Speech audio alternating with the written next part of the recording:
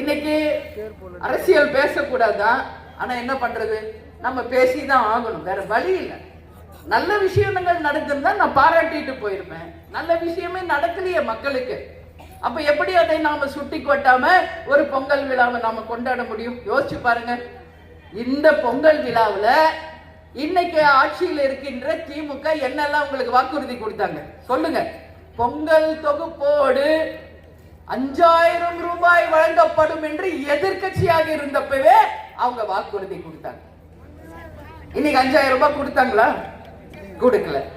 சரி, அட்லீஸ்ட் 1000 ரூபாயாவது கொடுப்பாங்களான்னு நம்ம மக்கள் எதிர்பார்த்தாங்க. அந்த 1000 ரூபாயாவது கொடுத்தாங்களா? கொடுக்கல.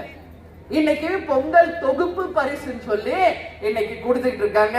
நானும் எல்லாமே பார்த்துக்கிட்டு இருக்கேன். மக்களே, இதை நான் உங்களுக்காக பேசுறேன். நல்ல கிளீனா டீப்பா நீங்க கேட்கணும். தமிழ்நாடு முழுக்க என்ன கொடுத்துருக்காங்க மக்களுக்கு? நான் எல்லா மாவட்டத்திலையும் போன் பண்ணி எல்லா ரேஷன் கடைகளையும் கொடுக்குறாங்களா, என்ன கொடுக்குறாங்க, எங்க கொடுக்குறாங்க, எவ்வளவு கொடுக்குறாங்க, எல்லா புள்ளி விவரம் எடுத்துக்கிட்டு தான் இன்னைக்கு உங்க முன்னாடி வந்து நிக்கிறேன். இன்னைக்கு அப்படி என்ன கொடுக்குறாங்க அப்படின்னு பார்த்தா, 1 கிலோ அரிசி, 1 கிலோ சர்க்கரை, ஒரே ஒரு கரும்பு. இதனுடைய மதிப்பு எவ்வளவு தெரியுமா உங்களுக்கு? வெயிட் கரெக்டா இல்லையா? சரி, அட்லீஸ்ட் அதுவாவது கரெக்டா இருக்கும் பார்த்தேன். வெயிட்டும் கரெக்டா இல்ல. அதத்தான் தலைவர் அன்னைக்கு சொன்னாரு, இவங்க வெயிட் கரெக்டா என் மக்களுக்கு சேர்க்க மாட்டாங்க, அதனாலதான் நீங்க போய் ரேஷன் கடை முன்னாடி நிக்காதீங்க. சகோதர சகோதரிகளே, ரேஷன் பொருள் உங்கள் வீடு தேடி கொண்டு வந்து சரியான அளவுல நான் கொடுப்பேன் நம்ம தலைவர் சொன்னார். ஆனா நம்ம மக்கள் புரிஞ்சுக்கல. சரி, அது முடிஞ்சிருச்சு. இப்ப நான் சொல்றேன், இன்னைக்கு அவங்க கொடுக்கிற அரிசி 1 கிலோ விலை எவ்வளவு தெரியுமா? நல்லா நோட் பண்ணிக்கணும். வீட்டுல போய் இது எல்லாத்தையும் நீங்க சொல்லணும். 40 ரூபாய். இதுல 1.1% கூட பொய் இல்லை. அவங்க கொடுக்கிற அரிசியின் விலை 40 ரூபாய். அவங்க கொடுக்கிற 1 கிலோ சர்க்கரையின் விலை 25 ரூபாய். இது மாதிரி அவங்க கொடுக்கிற ஒரு கரும்பின் விலை 40 ரூபாய். அப்ப மொத்தமா நம்ம கவுண்ட் பண்ணா 105 ரூபாய். இதுதான் அவங்க பொங்கல் தொகுப்பாக இன்னைக்கு தமிழ்நாடு முழுக்க நாங்க கொடுக்கிறோம் தம்பட்டம் அடிச்சிட்டு இருக்காங்க. இந்த 105 ரூபாய் ஒரு குடும்பத்துக்கு, இன்னைக்கு ஒரு குடும்பத்துல மினிமம் 4 பேர் இருக்கும். அப்ப அதை டிவைட் பண்ணா ஒரு தலைக்கு 25 ரூபாய். இன்னைக்கு பிச்சைக்காரன் கூட 25 ரூபாய் போட்டா தூக்கி எறிஞ்சிட்டு போறான். இதுல என்ன நீ சாதனை பண்ணிட்டேன்னு மார்க் கட்டிக்கிட்டு நாங்க பொங்கல் தொகுப்புக்கு கொடுத்தோம் பேசிட்டு சுத்துறீங்களே, உங்களுக்கு வெக்கமா அவமானமா இல்லையா என்பதை மக்கள் சார்பாக இந்த திமுகவை நான் கேட்டுக்கொள்கிறேன். இங்க யாரும் நீங்க கொடுக்கிற இலவசத்திற்கு இங்க யாரும் கை நீட்டி இல்ல. அந்த விலைவாசியை நீங்க குறைங்க. அவங்க எல்லாரும் சொந்தமா உழைக்கிறாங்க, சொந்தமா சம்பாதிக்கிறாங்க. தங்கள் சம்பாதிச்ச காசிலேயே அவங்களுக்கு வேண்டிய, குடும்பத்துக்கு வேண்டியதை சிறப்பாக அவங்க வாங்கிக் கொள்ள முடியும். இன்னைக்கு எல்லா கட்டணமும் விலைவாசி உயர்வு, மின் கட்டண உயர்வு, சொத்து வரி உயர்வு, டாஸ்மாக்ல வருமானம், கனிம வளத்துல கொள்ள, எங்கு பார்த்தாலும் லஞ்சம், ஊழல். இன்னைக்கு எந்த காசு கூட எங்க போகுது? எங்க போகுது? மக்களுக்கு ஒரு 1000 ரூபாய் கொடுங்கன்னு சொன்னா அதுக்கு எங்க கிட்ட நிதி இல்லைன்னு சொல்றீங்களே, வெக்கமா இல்லையா உங்களுக்கு? நான் கேட்கிறேன். என்ன நிதி இல்ல நிதி இல்ல நிதி இல்லைங்கிறீங்க? எப்ப கேட்டாலும் மத்திய அரசு நிதியை கொடுக்கல, மத்திய அரசு நிதியை கொடுக்கலன்னா மக்கள் ஓட்டு போட்டது யாருக்கு? திமுகவுக்கு. அப்படி இருக்கிறப்ப நீங்க மத்திய அரசு கிட்ட போய் கெஞ்சி கூத்தாடிக்கிட்டு இருக்கீங்க? இந்த நாட்டை கட்டவிழ்த்து இந்த நாட்டை வழி நடத்துகிற வல்லமை இல்லாத ஒரு கோழைகள் கையில இந்த ஆட்சி போய் சிக்கிருச்சு அப்படின்னு நாம எல்லாரும் தலை குனிய வேண்டிய ஒரு பொங்கல் இது என்பது உங்ககிட்ட உறுதியா நான் சொல்றேன். எப்ப பாரு மத்திய அரசு சொல்றீங்களே, மத்திய அரசு கிட்ட ஆட்சி கொடுத்துட்டு நீங்க வீட்டுக்கு போங்க, அவங்க பாத்துக்குவாங்க. இல்ல, நல்லவர்கள் கையில, லஞ்சம் ஊழல் இல்லாத நேர்மையானவர்கள் கையில இந்த ஆட்சியை கொடுங்கள். அவர்கள் இந்த தமிழ்நாட்டை சீர்தூக்கி தலை தூக்கி நிறுத்துவாங்க. சேர சோழ பாண்டிய பல்லவ மன்னவர்கள் ஆட்சி செய்த இந்த பூமி இன்னைக்கு இந்தியாவிலேயே அதிகமான கடன் பெற்ற ஒரு நாடாக திகழ்கிறது. நல்லா புரிஞ்சுக்கணும். இந்தியாவிலேயே அதிகமாக கடன் சுமை கொண்ட நாடு எதுன்னா நம்ம தமிழ்நாடு தான். இன்னைக்கு ஒரு தலைமையிலையும் குறைஞ்சபட்சம் 40,000 ரூபாய் கடன் இருக்கு நம்ம மேல. நல்லா புரிஞ்சு கொள்ளுங்கள். இவங்க சும்மா இலவசம் இலவசம் ஓட்டுக்காக உங்களை ஏமாற்றி மூளைச்சலவை செய்து ஆட்சியில் அமர்ந்த பிறகு அத்தனை வாக்குறுதிகளையும் புறம் தள்ளி எந்த வாக்குறுதியும் நிறைவேற்றாமல் ஒரு போலித்தனமான விளம்பர ஆட்சியை நடத்தி கொண்டிருக்காங்க திமுக. இதுல ஒரு வார்த்தை கூட மிக இல்லை என்பதை உறுதி அவங்க கிட்ட நான் சொல்றேன். அதே மாதிரி இன்னைக்கு சொல்றாரு ஸ்டாலின் அவர்கள், இன்னைக்கு நிதி இல்ல அப்படிங்கிறாங்க. ஏன் ஒட்டுமொத்த நிதி உங்க குடும்பத்திலேயே இருக்க. கருணாநிதி, தயாநிதி, அழகிரி, அப்புறம் தமிழ் நிதி, எல்லா நிதியும், உதயாநிதி, எல்லா நிதியும் உங்க வீட்லயே இருக்காங்கல்ல. ஏன் அதுல இருந்து எடுத்து கொஞ்சம் மக்களுக்கு கொடுத்தா என்ன குறைஞ்சா போயிருவீங்க? 75 வருஷமா நாங்க ஆட்சி பண்றோம் மார்த்தட்டுறீங்கல்ல. ஏன் உங்க கஜானால இருந்து எடுத்து இந்த வருஷம் நிதி இல்லையா? ஓகே, என் மக்களுக்கு என் சொந்த நிதியில இருந்து எடுத்து கேப்டன் மாதிரி கொடுக்க பாருங்க. கொடுக்க மனசு வருமா உங்களுக்கு எல்லாம்? கொடுத்து கொடுத்து சிவந்த கரங்களுக்கு சொந்தக்காரர் தமிழ்நாட்டில் இருந்தாருன்னா 2 பேர் தான். ஒன்னு புரட்சி தலைவர் எம்ஜிஆர், அடுத்த புரட்சி கலைஞர் கேப்டன். இவங்க எல்லாம் கிடையாது. One way traffic.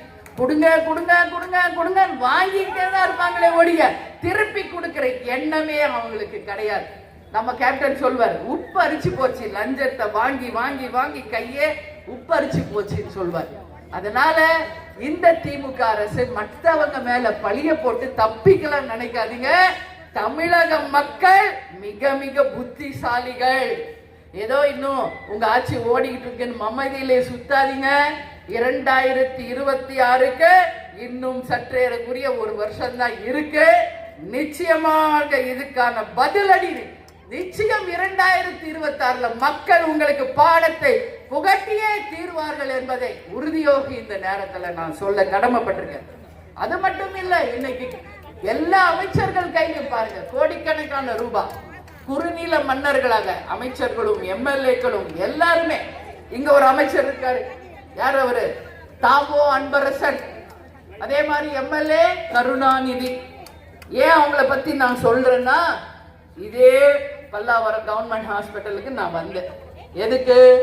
குடி தண்ணீர்ல சாக்கடை நீர் கலந்து அன்னைக்கு நிறைய பேர் இறந்துட்டாங்க.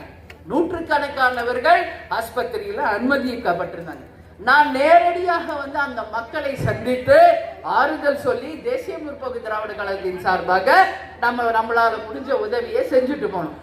அன்னைக்கு வந்து சொல்றாரு யாரு? தாமோ அன்பரசன், இது தண்ணி குடிச்சதுனால வரல, மீன் சாப்பிட்டாங்க, அதனாலதான் அவங்களுக்கு மாந்தி மயக்கம் வயிற்று போக்குங்கிறாரு.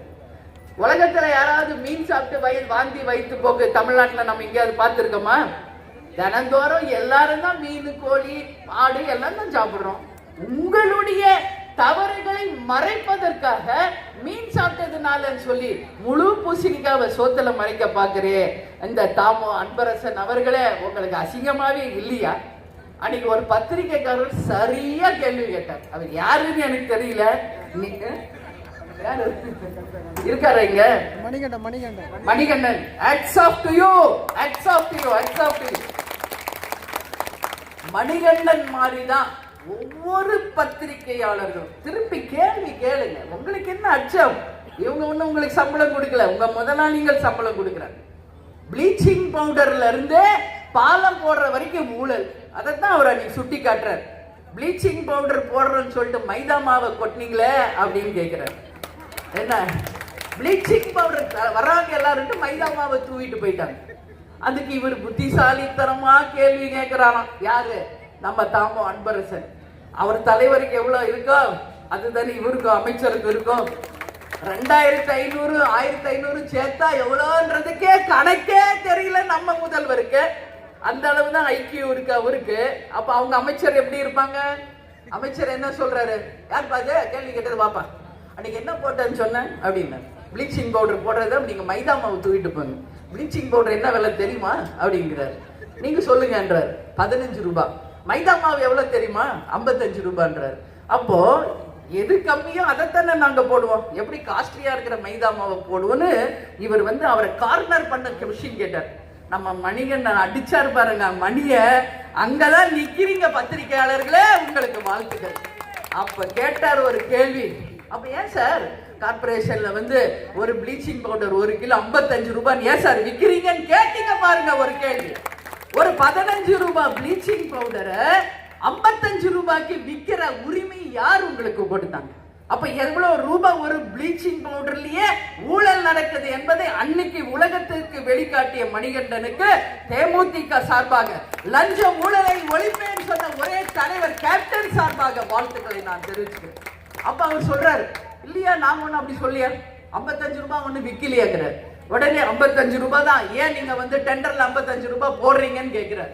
உடனே அது கூட பதில் சொல்ல தெரியல. பின்னாடி இருந்து ஒருத்தர் எடுத்து கொடுக்கிறார். கமிஷனர் இதுக்கு பதில் சொல்லுவாருன்னு சொல்லுங்க. கமிஷனர் இதுக்கு பதில் சொல்லுவாரு. அதுக்கு கூட பதில் சொல்றது கூட உங்களுக்கு முடியல. அப்ப எதுக்கு வீண் சவடாது, எதுக்கு வீண் ஜம்பம் என்ன? அப்ப கேக்குறாரு கமிஷனர் இதுக்கு பதில் சொல்வாரு அப்படின்னு. அப்ப கேக்குறாரு நம்ம மணிகண்டன், எங்க பார்த்தாலும் சாக்கடைகள் அடைச்சிருக்க, அதனால தானே தண்ணியில கலப்படம் ஆயிடுச்சு. அதுக்கு அவர் சொல்றாரு, மக்களுக்கு சரியில்லைப்பா, இங்க டப்பாங்களும் குப்பைங்களையும் போட்டு அடைச்சு வைக்கிறதுனாலதான் இப்படி ஆகுது அப்படிங்கிறார். உடனே நம்ம மணிகண்டன் கேட்கிறார், அப்ப மக்களை குறை சொல்றீங்களா? அந்த குப்பை கூலங்களை அகற்ற வேண்டியது யார்? உங்களுடைய ஆட்சி, ஏன் அதை செய்யலன்னு அப்படி கேட்கிறார். உடனே நான் ஒன்னும் மக்களை குறை சொல்லியே, நான் இங்க சொன்னேங்கிறாரு. அவரை திருப்பி திருப்பி கேள்வி கேட்டோன்னே நான் ஈசாங்கிறது ஓடினாரு பாருங்க. அன்னைக்கு பிடிச்ச ஓட்டன்னா இன்னைக்கு வரைக்கும் தாமோ அன்பரசு எங்க இருக்காருன்னே தெரியல. இந்த மாதிரி ஒரு பொய்ய பேசி மக்களை எத்தனை நாள் நீங்க ஏமாத்த போறீங்க? இதே ஸ்டாலின் போன ஆட்சியில சொன்னார், எத்தனை காலம் தான் ஏமாற்ற வகையில் இந்த நாட்டிலே, நம்ம நாட்டில, சொந்த நாட்டில. அதே பாடலை திருப்பி உங்களை கேட்கிறேன் முதல்வர் ஸ்டாலின் அவர்களே, எத்தனை காலம் தான் ஏமாற்றுவீர் இந்த மக்களை, இந்த நாட்டை? இதற்கான முடிவு 26 மக்கள் ஓங்கி உங்களுக்கு நிச்சயமாக பாடத்தை புகட்டுவார்கள் என்பதை இந்த நேரத்தில் நான் சொல்றேன்.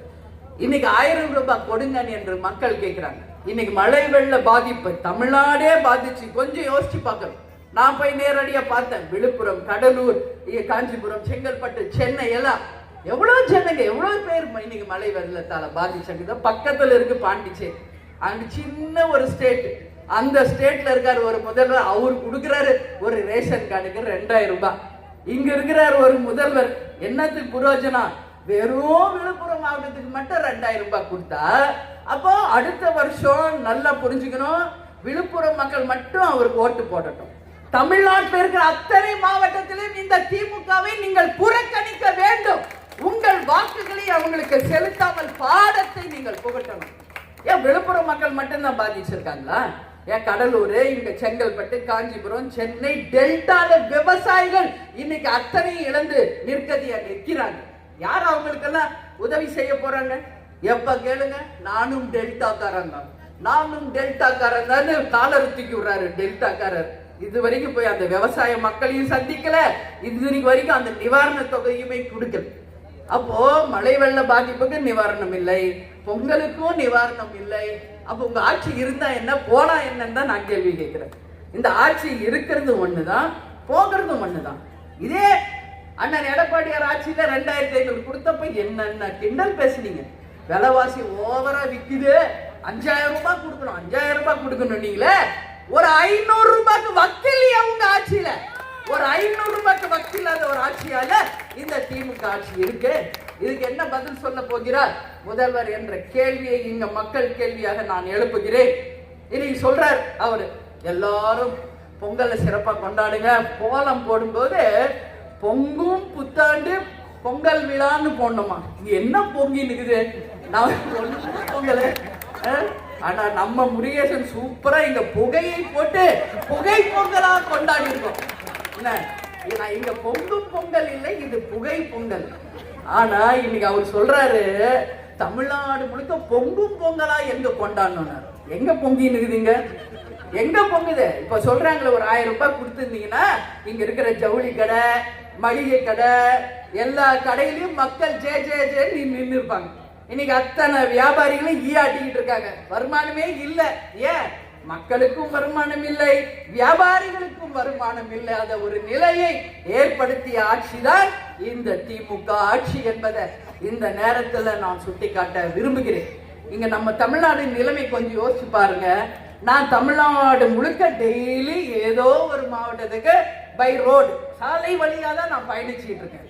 உண்மையில் உங்ககிட்ட மன வருத்தத்தோட சொல்றேன், தமிழ்நாட்டின் சாலைகள் இன்னைக்கு படுகுழிகளாக, பல்லாங்குழி விளையாடக்கூடிய அளவு, நாத்து நடக்கூடிய அளவு ஒரு கேவலமான ஒரு சாலைகளாக தான் இன்னைக்கு இருக்கு. சாலையும் சரியில்லை, வேலையும் இல்லை, இங்க மக்களுக்கு வியாபாரமும் இல்ல, கல்வியும் இல்ல, எதுவுமே இல்ல. ஆனா ஒண்ணு மட்டும் இருக்கு, தமிழ்நாடு முழுக்க சாராயமும் இருக்கு, சரக்கும் இருக்கு. இத தவிர வேற ஒண்ணும் கிடையாது தமிழ்நாட்டுல. அப்ப டாஸ்மாக்ல வர காசெல்லாம் எங்க போகுது? இப்ப பாருங்க, நாளைக்கு பொங்கல்ல ஒரே நாளில் 500 கோடி வசூல் செய்த தமிழ்நாடு சாதனை படைத்ததுன்னு வரும் பாருங்க. இதுல ஒண்ணுலதான் நீங்க சாதனை செய்யணும், வேற எதுலயும் சாதனையே கிடையாது. அந்த காசை எடுத்து மக்களுக்கு கொடுங்க, ஏன் கொடுக்க மாட்டேங்கிறீங்க? அதனால இந்த ஆட்சி மக்கள் விரோத ஆட்சியாக தான் நடந்துகிட்டு இருக்கே வழிய மக்கள் போற்றுகின்ற ஆட்சியாக நடக்கல. அதனால அவர் சொன்னாரு, பெண்கள் எல்லாருக்கும் கோலம் போடும்போது பொங்கும் பொங்கல் அப்படின்னு போய் சொன்னார், எழுதுங்கன்ட்டு. நான் சொல்றேன் உங்களுக்கு, தாய் குலங்களே, பெண்களின் மனதை அறிந்தவள் ஒரு பெண்ணாக தான் இருக்க முடியும். ஒட்டுமொத்த பெண்களின் சாட்சியாக நான் சொல்றேன். காலையில பொங்கல் அன்னைக்கு கோலம் போடுறீங்களே, பொங்கும் பொங்கல் இல்லை, பொய் வாக்குறுதி கொடுத்த பொங்கல் அப்படின்னு போடுங்க. 1000 ரூபாய் எங்கே கொஸ்டின் மார்க் போட்டு கோலத்தை போடுங்க. யார் அந்த சாருன்னு கோலத்துல போட்டு கேள்விக்குரிய போடுங்க. பாலியல் வன்கொடுமை இன்னைக்கு தமிழ்நாட்டில் தலை விரிச்சாடிட்டு இருக்கு. பள்ளி குழந்தை வரையிலிருந்து பல்கலைக்கழக மாணவிகள் வரைக்கும் பாலியல் வன்கொடுமை. எங்கு பார்த்தாலும் பெண்களுக்கு பாதுகாப்பு இல்லாத ஒரு சூழல். கவர்னரை சந்திச்சு 2 மனு நான் கொடுத்தேன். ஒன்னு பாலியல் வன்கொடுமை, அதே மாதிரி இன்னைக்கு மழை வெள்ளத்தால பாதிக்கப்பட்டவங்களுக்கு நிவாரண நிதி, இந்த பொங்கல் நிதி 1000 நிச்சயம் இந்த அரசு தர வேண்டும் என்ற மிகப்பெரிய ஒரு கோரிக்கை மனு கவர்னர் கையில கொடுத்தேன். அதுக்கு அடுத்தது மேலூர்ல விவசாய மக்களுடைய 5000 ஏக்கர் நிலத்தை இந்த திமுக ஆட்சி ஆட்டைய போட பாக்குறாங்க. இன்னைக்கு அமைச்சரும் கலெக்டரும் எஸ்பியும் இந்த ஆட்சியோடு கை கோர்த்துக்கிட்டு மக்களுடைய 5000 ஏக்கரை எடுத்து அந்த விளை நிலத்தை பாலைவனமாக மாற்றுகின்ற ஒரு சூழல் இருக்கிறது.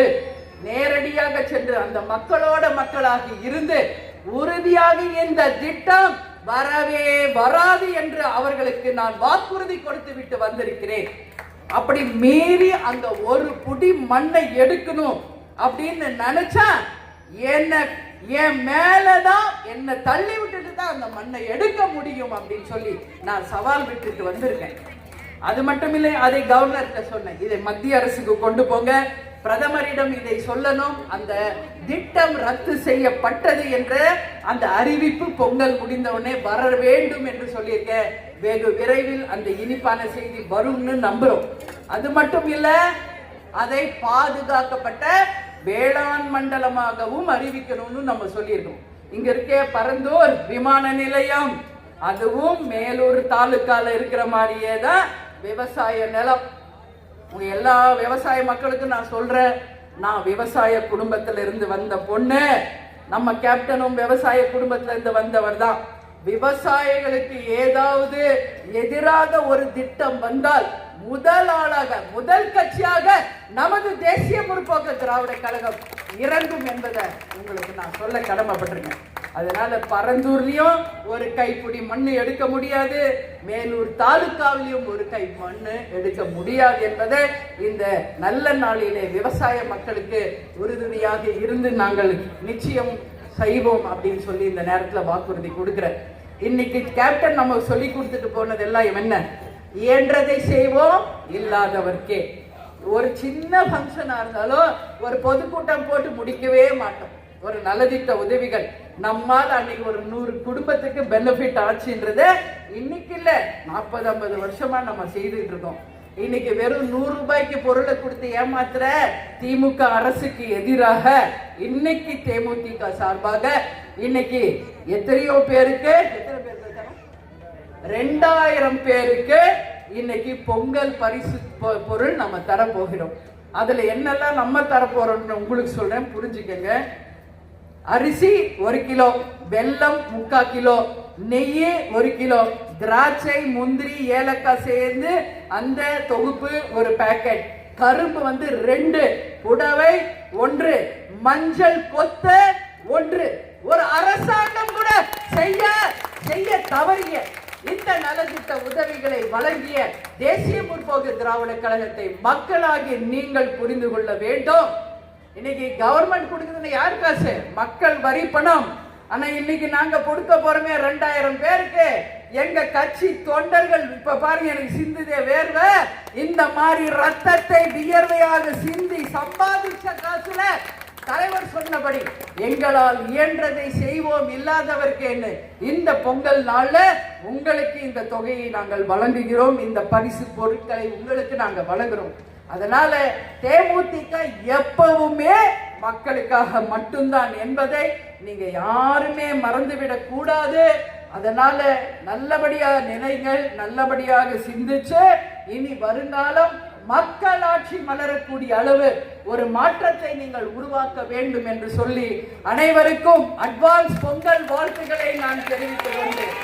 தலைவர் அவர்கள் சொல்வது போல தமிழன் என்று சொல்லடா, தலை நிமிர்ந்து நில்லடா, இயன்றதை செய்வோம் இல்லாதவருக்கு என்று கூறி நமது முரசு 8 திக்கும் வெற்றி முரசு கொட்டும் என்று கூறி இந்த விழாவிலே பங்கேற்க வந்து